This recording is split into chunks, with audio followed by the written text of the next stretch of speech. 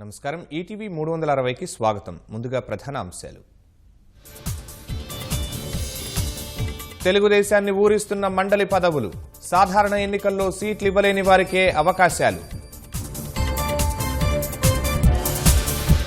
జగన్ హామీలు కాగితాలకే పరిమితమన్న CM. తెదేపాలో ticket రాదని వైకాపాకు వెళుతున్నారని వ్యాఖ్య. కోవూరు తెలుగుదేశంలో మూడు ముక్కలాట, ముగ్గురు ఆశావహుల ప్రచారంతో అయోమయం.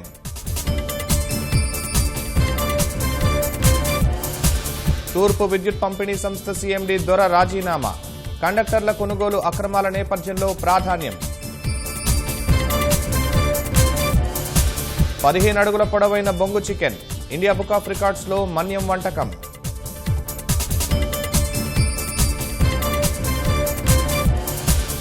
ఆరు రోజుల నిరసన విరమించిన పుదుచ్చేరి సీఎం, కీలక బిల్లుల ఆమోదానికి గవర్నర్ అంగీకారం.